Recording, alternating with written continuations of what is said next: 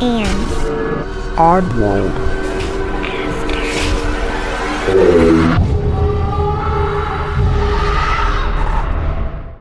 Hey oddballs, I'm your host Jensen, and welcome to episode 73. Today I'm going to be throwing it back. Hopefully you like it. If you don't, I am so sorry, but I'm going back through my top rated episodes and picking out the stories from those episodes. Hopefully you've forgotten about some of these. If you haven't, they're just good classic ones that I even personally like. I mean, I like them all, but here's some old classics for today, and we're literally jumping right into them. I'm not going to talk after them. You're literally getting 4 stories, old classic ones, and yeah, so I really hope you guys enjoy it. This comes from an anonymous writer. I worked for a cemetery last summer. I had to collect data about the buried. While working, I would hear children laughing and playing all the time, but I assumed it must have been from a nearby school, daycare, or summer camp.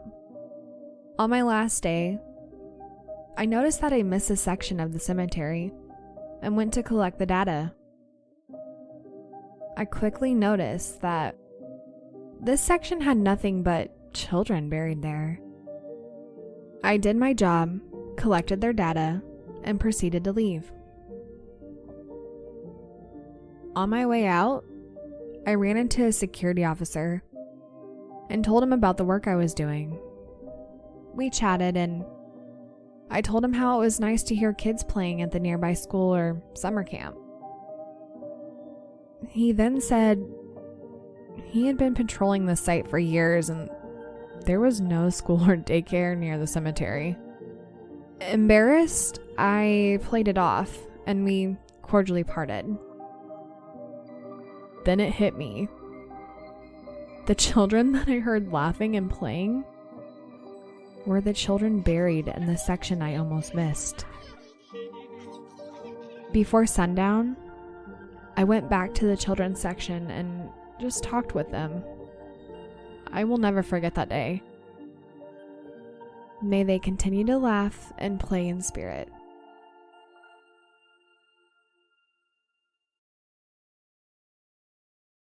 This comes from Purple Hyena 01 on Reddit.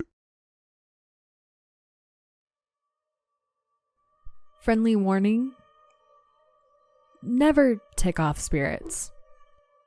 I say this because I have had numerous experiences where I have been physically reminded that there are things I don't understand in this world, and to pay heed to the powers they have.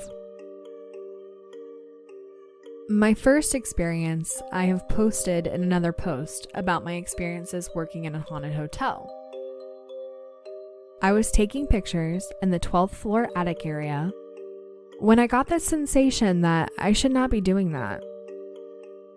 As I walked down the stairs, a little voice in the back of my head told me to be careful. Be careful. Later that day, I was pulling a big laundry cart through the doorway when somehow my little finger got caught between it and the door frame. I had to wear a splint for a few weeks.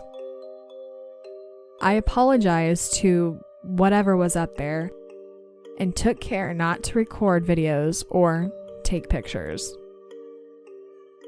A second time was a little more my fault, and I paid for it. Nothing serious, just really unlucky that day. I was feeling like something was messing with me, and I told it not to be a little bitch. don't be a bitch. I kept getting things thrown or knocked off my table as I worked that day. I realized what I had said and apologized again. The third time wasn't intentional on my part. I was having a rough day because the previous shift dropped the ball on the job. I made a comment to myself about whatever was there messing with them. It didn't take too kindly to that.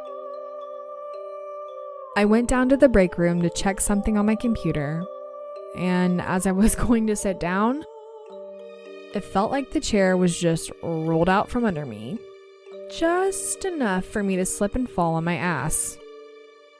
I was okay, quickly righted myself, and muttered I wasn't being serious, but once again, said I was sorry. I'm sorry.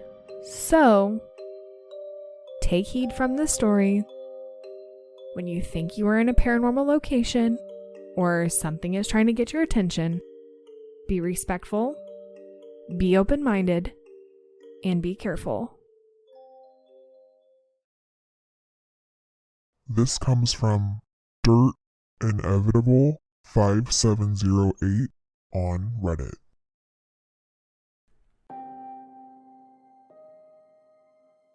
My aunt and her spouse, whom I refer to as my uncle, used to live in one of our houses.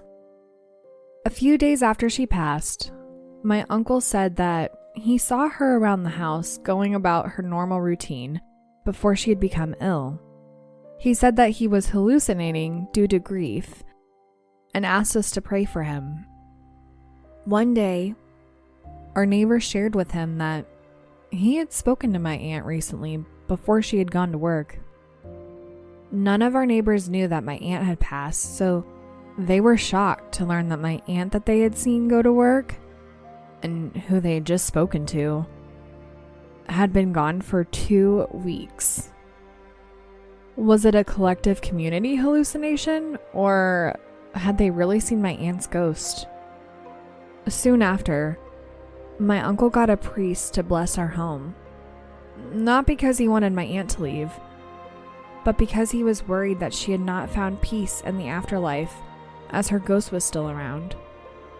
Since then, no one has seen her ghost.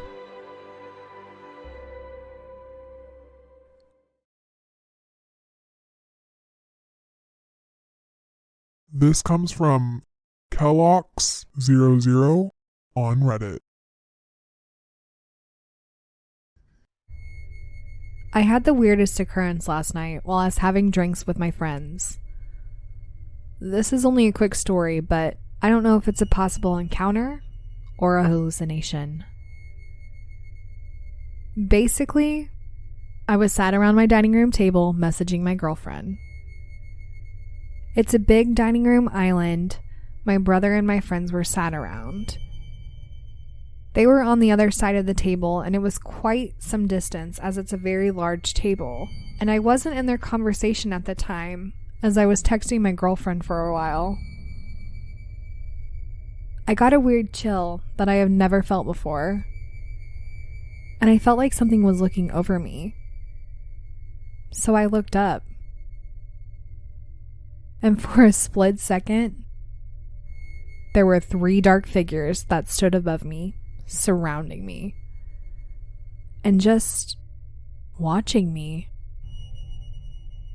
until they vanished right in front of me. The figure that stood behind me said something in my ear before it vanished. It's a little annoying because I can't remember what the figure said, but it was something to do with my girlfriend. When I was texting, I noticed around me get darker before the figure behind me whispered something in my ear. And when I looked up, it was more of a slow scan because I was a bit creeped out. The figure in front was the first one I saw, and it was slender, really skinny, and sadly vanished before I could see its face. Straight away, I called my girlfriend and asked if I'm going crazy because I was drunk, but I never had a situation like this happen. The rest of the night, I was on edge and looking around the room like something or someone was watching me. I can't even imagine having an experience like that when you're kind of drunk and all of a sudden it's all dark and scary around you and you see a creepy ass figure and they're all hovering around you and something said something to you, but it happens in a split second and no, absolutely not. That's all I have to say about that. Being drunk and having a paranormal experience just doesn't really sound like it goes super hand in hand. I don't think that would be a fun time, but I don't know. What do you guys think? We're going to move on to the next story.